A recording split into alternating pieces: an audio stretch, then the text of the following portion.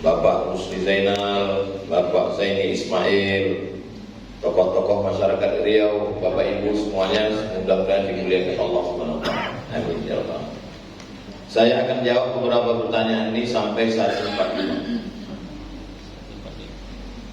Bolehkah saya menunda pernikahan padahal saya sudah mapan dalam bekerja? Di antara yang mesti dicepatkan adalah as-salatu ala waqtiha, salat tepat waktu. Yang kedua, ad-dainu idza jaa waqtuhu, utang kalau sudah sampai tanggal membayarnya. Yang ketiga adalah ikramut dhaif, tamu kalau datang ke rumah cepat kasih air minum. Yang keempat, ayyuzawwijal wali abna'ahu, wali menikahkan anak-anak. Man istata'a minkumul ba'ah, siapa yang sanggup menikah, falyatazawwaj, segeralah menikah. Fa innahu aghaddu lil basar, karena menikah itu menjaga mata, wa ahsanu lil farji, menjaga kemaluan. Faman lam yastati', siapa yang tak sanggup, fa alaihi bis-shaum, hendaklah dia puasa. Fa innahu lahu wija, karena puasa itu obat menjaga diri. Dia sudah mampu, tak pula mau menikah. Karena saya takut nanti tidak bisa membahagiakan pasangan saya.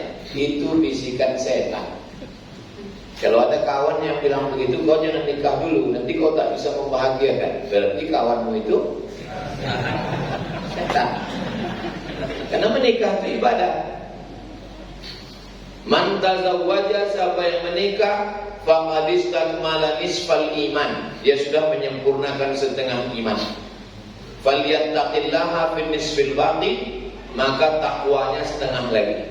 Setakwa-takwanya laki-laki kalau belum menikah imannya baru 50%. Sesudah dia menikah jadi 100. Jadi anak muda yang sudah menikah sudah dapat 50, tinggal tambah takwa jadi 100. Orang mau menikah ini bisikannya macam-macam. Anda termasuk tak bisa membahagiakan begitu, begini, supaya kamu tetap berdosa, bermaksiat, mati dalam keadaan lajang. Apa hukumnya Pak Ustaz? Nikah itu hukumnya bisa wajib bagi orang yang mampu. Nikah itu bisa hukumnya haram. Siapa yang haram menikah? Orang yang tidak mampu, baik secara zahir maupun batin. Misal maaf, ada namanya uyub musyawwah, penyakit yang dia kena, istrinya nanti boleh mengadu ke hakim, dan hakim mengasih waktu setahun. Kalau dia menggugat ke hakim pengadilan agama, hakim ngasih waktu setahun. Kalau setahun dia tak sembuh, ketok palu, keluar akte cerai. Di antara penyakit itu adalah penyakit senapan angin tindak melotui. Itu hakim mengasih. Kalau datang istrinya mengadu ke pengadilan, maka kata hakim berobat setahun. Setahun tak sembuh, ketok palu, istrinya boleh menggugat jatuh talak satu. Ini buat dites senapan angin.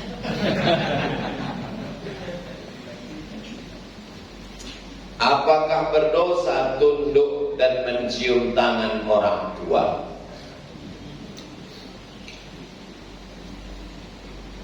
Sahabat Nabi punya pelayan pembantu, salah satu dari 7 yang paling banyak meriwayatkan hadis, namanya Anas bin Malik. Anas bin Malik ini berkata, aku pegang tapak tangan Nabi sehalus sutra, dan kucium tapak tangan Nabi atyabu min rihil miski, dari lembut dari sutra, atyabu min rihil miski, lebih harum dari semerbak kasturi. Itu menunjukkan kalau bersalaman dicium tapak tangan. Sekarang banyak saya tengok orang cium tangan letakkan di kening. Siapa yang mengajari kau cium tangan lu tadi? Kan cium tangan itu dicium tangan juga. Ke Nabi. Bagaimana dengan kepada orang tua? Wa qadara rabbuka alla ta'budu illa iyyah. Wajib engkau mentauhidkan Allah. Habis Allah siapa? Wa bil walidaini ihsan. Habis Allah langsung ke orang tua. Maka ke orang tua pun juga kita cium tangannya, kita cium tapak kaki. Bagaimana dengan kepada keturunan Nabi? Ada sahabat Nabi namanya Zaid bin Sabit. Zaid bin Sabit ini penerjemah Nabi. Surat-surat yang datang dari orang Yahudi itu dibaca oleh Zaid bin Sabit. Yang mengumpulkan Al-Quran di pelepah korma, di tulang onta, di batu-batu, itu Zaid bin Sabit. Zaid bin Sabit ini berjumpa dengan Abdullah bin Abbas, sepupu Nabi. Zaid bin Sabit mencium tangan Abdullah bin Abbas. Lalu kemudian Abdullah bin Abbas bertanya, kenapa kau cium tangan? Kata Zaid bin Sabit, karena engkau keluarga Rasulullah SAW. Jadi mencium tangan orang tua, mencium tangan keturunan Nabi, mencium tangan ulama, maka itu bentuk dari penghormatan. Baik, tidak salah.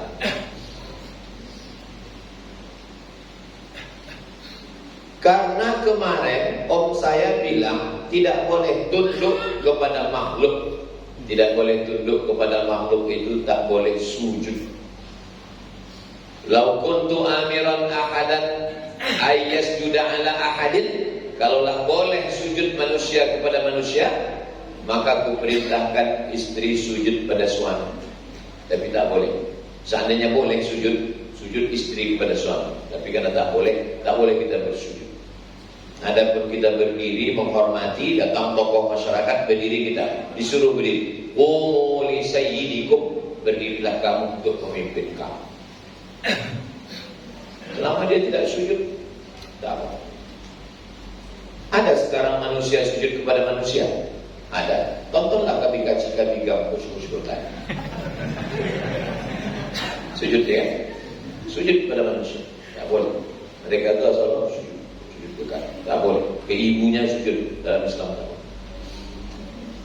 Apakah sah Islam saya karena saya tidak hafal nama malaikat?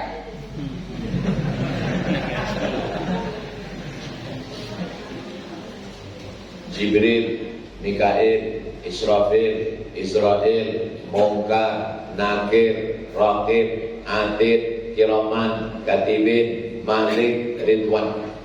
Tak hafal dia nama malaikat itu, maka imannya tetap. Karena kita hanya disuruh antu'mina billah wa malaikatihi wa kutubihi wa rusulihi wal yaumil akhir wa bil qadari khairihi wa syarrihi. Beriman secara umum saja, tidak dituntut detail untuk menjelaskan satu-satu. Tapi kalau bisa menjelaskan satu-satu afdal. Jadi kalau disebut beriman tidak beriman, dia sudah beriman. Tapi kalau dikatakan sempurna atau tidak sempurna, kurang sempurna, maka dia belajar lagi mengaji. Saya minta kepada Masjid Al-Jihad seminggu paling tidak mengaji 3. Pertama, akidah sifat 20 wujud tidak bakok. Yang kedua, ibadah, fikih, sholat, zakat, puasa, haji. Yang ketiga, akhlak, membersihkan hati dari hasad, dengki, takbur. Setelah bersih diisi dengan ridha, qanaah, tawakal, zikir. Namanya tazkiyatun nafs, tasawuf, pensucian hati. 3. Jangan sampai masjid kosong dari 3. Akidah, fikih, akhlak. Apakah boleh membaca surat Yasin? Likulli syai'in qalbun, segala sesuatu punya hati. Wa qalbul Quran Yasin, hatinya Quran adalah Yasin. Iqra'uha ala mautakum, bacakan Al-Quran itu pada orang yang mati. Faqra'u ma tayassara minal Quran, maka bacalah Al-Quran. Yasin itu Quran atau tidak? Quran. Tahu tak boleh membaca Yasin? Membaca Yasin malam. Membaca Yasin malam.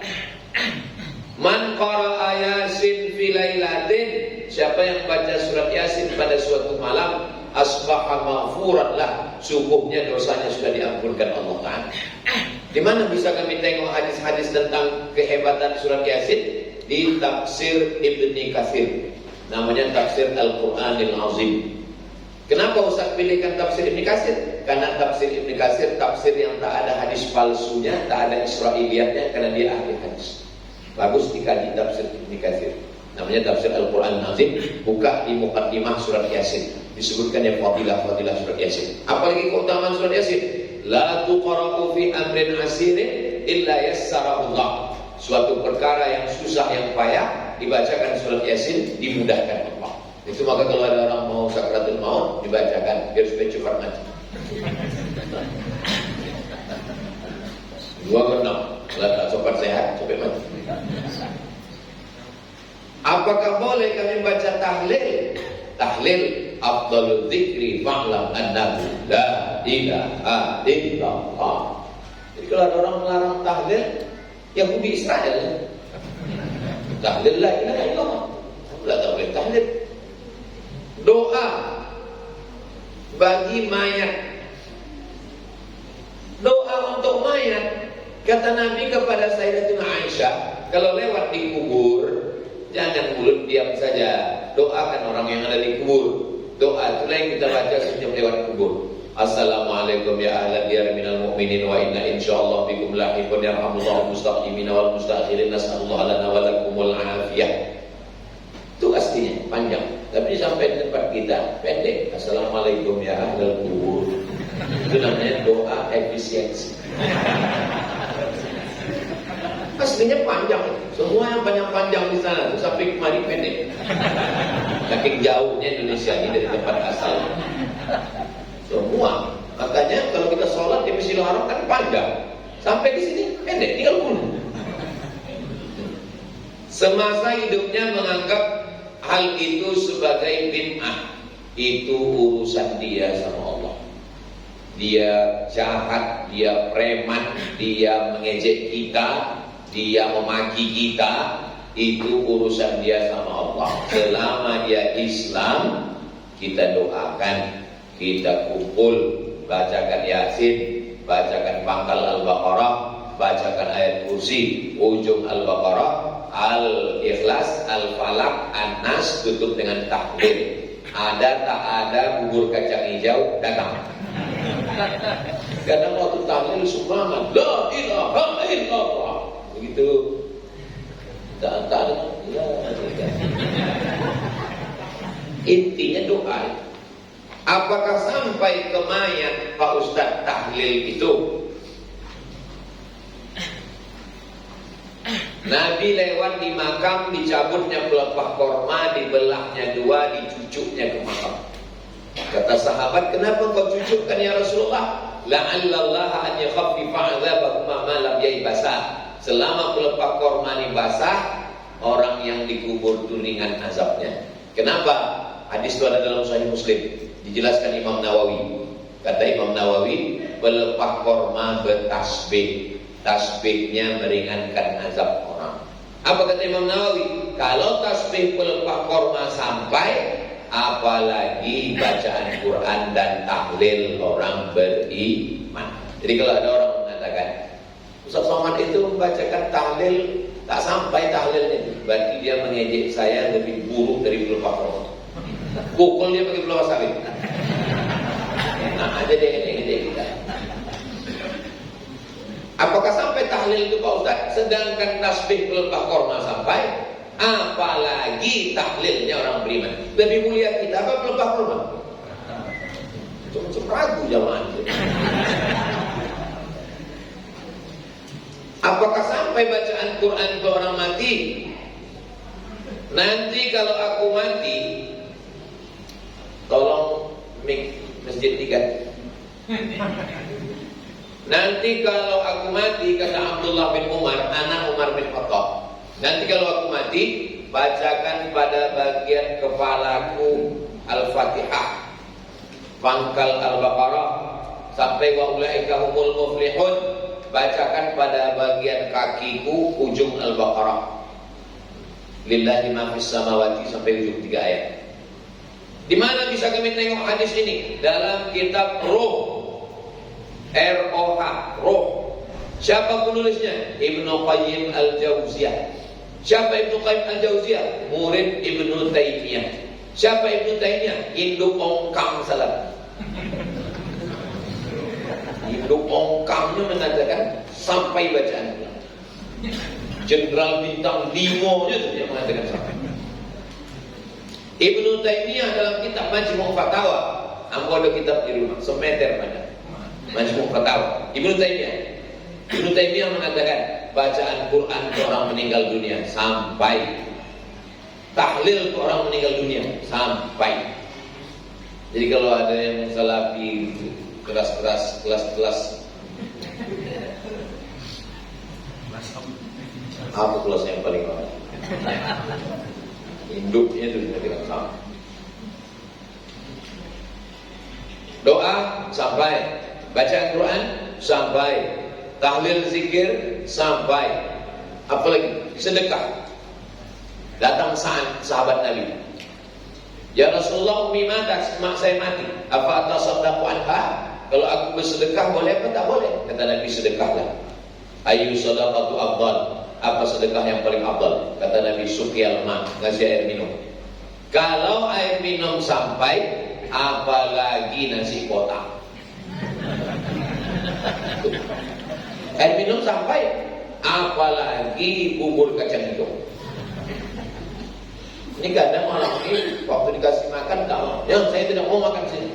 Terus bungkus saja.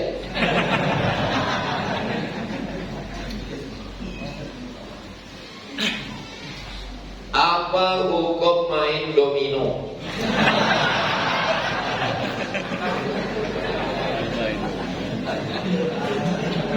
Main domino, main catur, panjat pinang, hukumnya adalah hukum permainan. Kalau dia tidak melalaikan sholat, hukumnya mubah.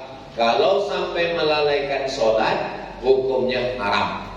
Dia sudah sholat, dia sudah silaturahim, ada waktu kosong, main dia untuk bersilaturahim dengan kawan-kawannya.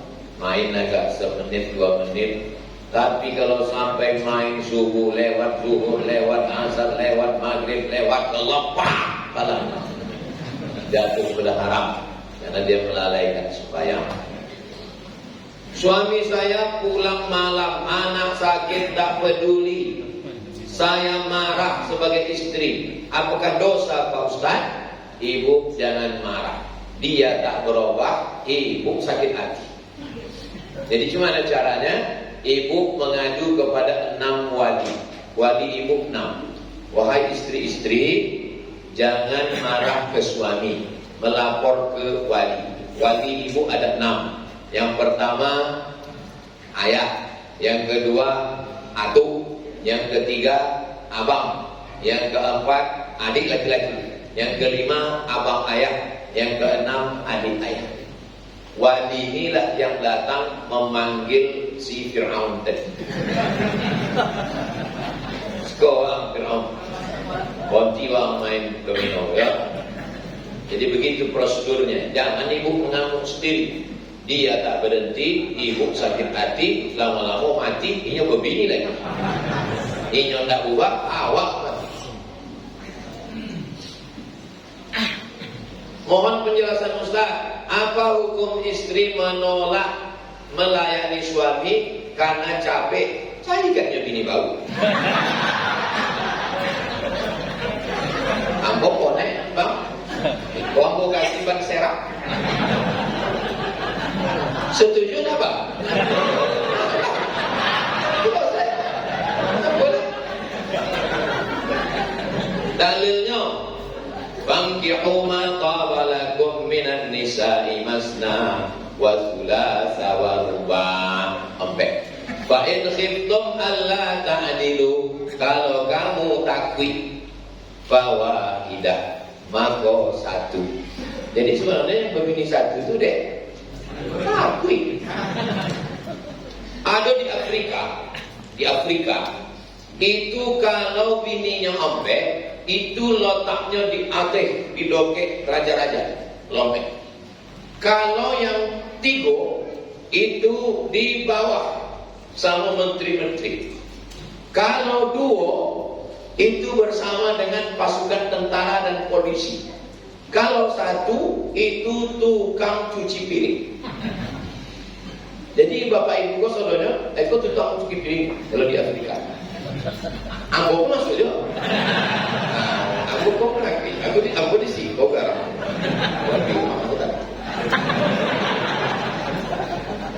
Hubungan suami istri ini bukan antara direktur dengan karyawan. Hubungan ibu dengan bapak adalah dengan hati. Jadi bapak tidak bisa pulang memaksa-maksa karena istri bapak juga bekerja membantu mencari nafkah. Maka bapak pun paham. Hubungan bapak bukan antara pemimpin kepala daerah dengan pegawai Pemprov dan Pemko. Tidak begitu. Saya ustaz, hubungan saya di rumah dengan istri bukan antara ustaz dengan jamaah. Jangan bapak ibu bayangkan saya dengan istri saya, ya ayyuhalladzina amanu. Jadi hubungan ini masalah hati, ada komunikasi, ada tutur kata sopan santun, tata krama. Ya kalau ibu baik, ibu bilang, mohon maaf bapak, airport sedang sibuk. Nah, besok dia tanya lagi, prepare for landing, prepare for landing. Bisa pesawat mendarat, ibu jawab, airport busy, airport busy. Malam ketiga, ibu mengontak, prepare okay for airport. Airport sudah okay, dijawabnya. Sudah mendarat di airport lain.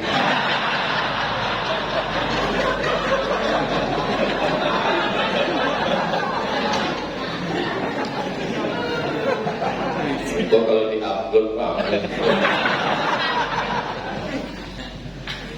Kapan sebaiknya pembagian warisan orang tua dilakukan? Lebih cepat, lebih baik. Selesai acara tahlil malam ketiga, diumumkan kepada seluruh ahli waris, besok pagi kita kumpul di rumah besar. Mulailah pembagian. Walakum nisfu ma taraka azwajukum illam yakul lahunna walad. Suami dapat setengah harta istri kalau tak ada anak. Fa in kana lakum waladun, fa in kana lahunna waladun falakumur rubu'. Kalau ada anak, suami dapat 1/4. Walahunna rubu' illam yakul lakum walad. Istri dapat 1/4 kalau tak ada anak. Fa in kana lakum waladun falahunna tsumunu. Kalau ada anak, istri dapat 1/8. Berapa? Kalau tak ada anak, setengah. Kalau ada anak, 1/4. Ibu 1/4, kalau ada anak 1/8. Dah, sudah bagi, tinggal anak. Berapa anak dapat? Lidzakari mithlu hadzil untsayain. Anak laki-laki dapat 2 kali bagian anak perempuan. Bagi, selesai, habis. Jangan simpan, menyimpan bom waktu. Bom meledak. Jangan menyimpan harta warisan. Cepat bagi. 2. Bagaimana pembagian harta warisan orang tua yang semasa hidupnya punya hutang piutang? Harta warisan dibagi setelah dilakukan 2. Min ba'di wasiyatin, keluarkan wasiat. Saya wasiatkan untuk Masjid Al-Jihad 500 juta. Maka pengurus Al-Jihad dapat 500 juta dengan syarat tidak lebih dari total 1/3 harta. Kebetulan hartanya 2 miliar. Maka Masjid Al-Jihad dapat 500 juta, 1/4 masih sah. Tinggal 1,5 M. 1,5 tadi yang dibagi oleh ahli waris. Keluar wasiat, habis keluar wasiat, audain, keluarkan hutang. Berapa wasiatnya? 500 juta, kasih ke Al-Jihad. Berapa lagi tinggal? 1,5 M. Berapa hutang almarhum? Hutang almarhum pas 1,5 M. Habis. Balik dari pembagian itu mengalir. Jangan bagi harta warisan sebelum keluarkan wasiat dan hutang. Setelah hutang diambil baru bagi. Kalau tak ada yang bisa dibagi, berarti nasib kalian. Maka balik dari sini, tanya bapak ibu di rumah, dia punya utang tidak. Jangan sampai pulang hampa. Mungkin bapak bisa menerima, tapi bini bapak daripada lolok di ruang tamu. 3. Bila hutang orang tua semasa hidupnya lebih besar dari piutang, apakah ahli waris wajib menyelesaikan hutang orang tua tersebut? Ahli waris wajib membayar hutang almarhum dari tirkah, dari harta warisan. Anak-anak tidak wajib membayarkan hutang orang tua. Saya ulang sekali lagi. Hutang almarhum dibayarkan dari warisan. Sedangkan ahli waris tidak wajib membayarkan hutang. Jadi kalau datang orang menuntut, bayar hutang bapakmu. Kenapa kau kasih? Tidak ada yang mewajibkan kami membayar dari harta kami. Hanya wajib diambil dari harta warisan. Tapi kalau anaknya mau bersedekah, saya kebetulan ada duit, saya bayarkan, itu terhitung sebagai sedekah dari anaknya. Tapi anak tidak wajib membayarkan dari duitnya sendiri. Jelas? Karena kalau belum makan siang ini kadang-kadang tak jelas ya. Kalau tuan pergi ke Palas, jangan lupa mau beli bawang. Kenapa ceramah Ustaz Somad tak jelas? Karena jamaah belum makan siang. Apa jelas atau tak jelas? Apakah ahli waris apabila ahli waris meninggal dan punya anak? Apabila ahli waris meninggal,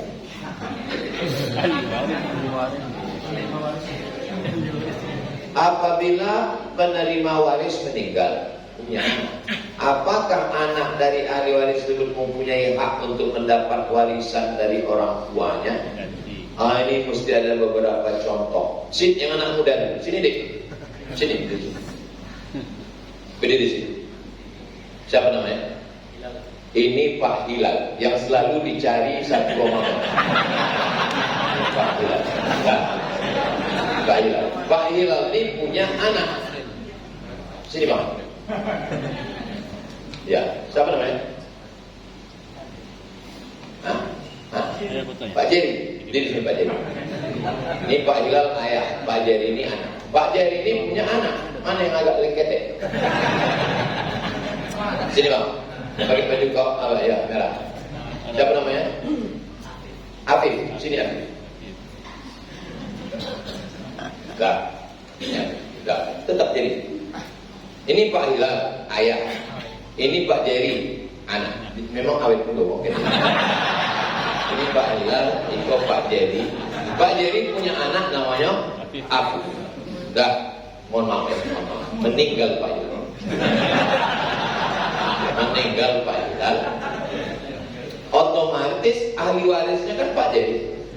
Yang jadi masalah, Pak Jerry kok meninggal lebih dulu. Pak Jerry kok meninggal lebih dulu. Jongkok Pak Jerry. Pak Jerry suang ya, jongkok, meninggal. Duduk. Pak Jerry meninggal tahun 2010. Tahun 2020 meninggal Pak Afif. Nunggu Pak Ilal. Duduk Pak Ilal. Nah, waktu meninggal Pak Ilal, udah meninggal Pak Ilal. Meninggal Pak Ilal, sekarang Afif menuntut warisan. Datang Afif menuntut warisan.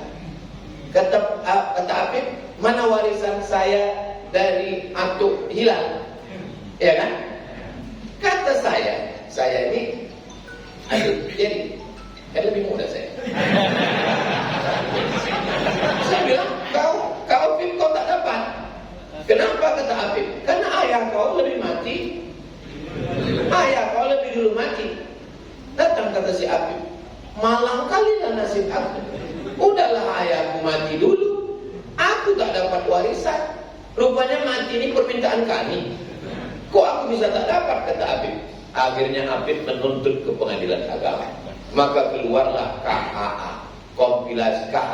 kompilasi hukum Islam Indonesia, yang menyatakan bahwa anak dari ahli waris yang ayahnya mati duluan bisa dapat hak tidak lebih dari pamannya.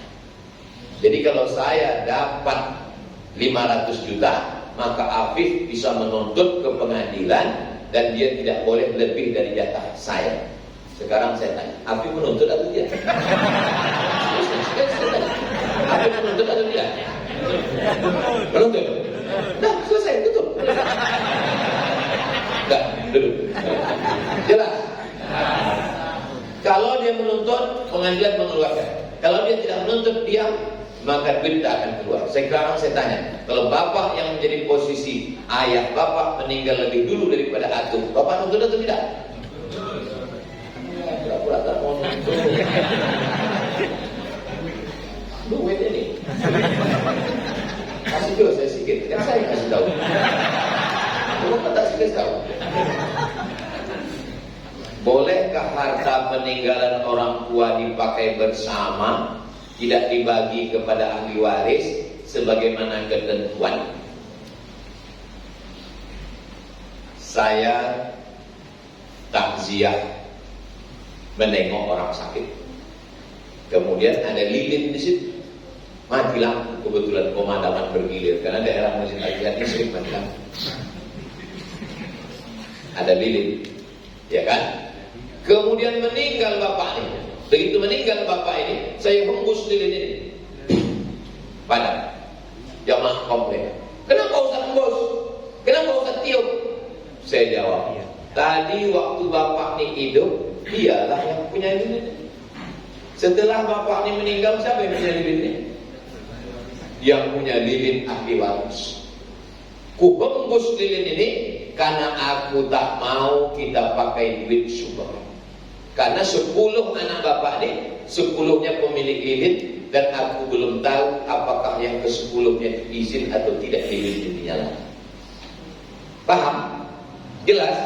Sedetik setelah meninggal, maka harta itu bukan lagi punya almarhum, tapi sudah punya ahli waris. Jadi, kalau rumah ini kita mau jadikan rumah pertemuan, rumah besar, kita mesti tanya satu-satu. Tak bisa saya sebagai abang paling tua mengatakan, adik-adik sekalian, rumah ini kita wakafkan untuk kita bersama, kumpul anak cucu. Setuju ya? Tak bisa. Karena itu bukan harta. Yang bisa kau wakafkan itu harta. Sedangkan itu adalah harta engkau adik-beradik. Ya, kau mewakafkan karena kau kaya, duit kau banyak. Adik kau kan tak sama. Maka caranya bagaimana? Bagi dulu. Bagi. Rumah ini berapa harganya? 1 M. Adik-beradik berapa orang? 10 orang. Jatah satu orang berapa? Ada yang laki-laki, ada yang perempuan. Bagi dulu jatah dia. Setelah bagi baru ditanya, menurut pembagian kita, kau dapat 125 juta, kau dapat 75 juta. Ini mau kita bagi atau kita wakafkan bersama supaya rumah ini tempat kita ngumpul. Kita buatkan yayasan, namanya Yayasan Almarhum Bapak Fulan. Lalu kemudian yang lain mengatakan, iyalah saya ikhlas lillah ta'ala. Barulah itu disebut dengan wakaf bersama. Jelas? Jadi kalau mau, jangan paksa adik-adik ikut selera kita, karena mereka punya hak di situ. Bisa jadi mereka segan untuk menolak karena rame-rame. Tapi tanya satu-satu, setelah itu menuliskan wakaf ikhlas lillah ta'ala, barulah dirubah surat tanah itu ke BPN, Badan Pertanahan Nasional, namanya berubah menjadi milik yayasan. Karena tidak lagi milik personal. Jangan milik personal. Nanti mati kita berkelahi anak cucu kita. Kita sedang meninggalkan bom waktu. Akhirnya sudah lewat jadi 1.55. Tadi jadi 1.45. Mudah-mudahan Allah memberikan rahmat dan ridhonya kepada kita.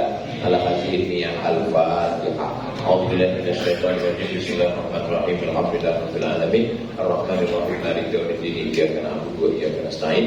Ihdinas siratal mustaqim. Shiratal ladzina an'amta 'alaihim ghairil maghdubi 'alaihim waladdallin. Amin.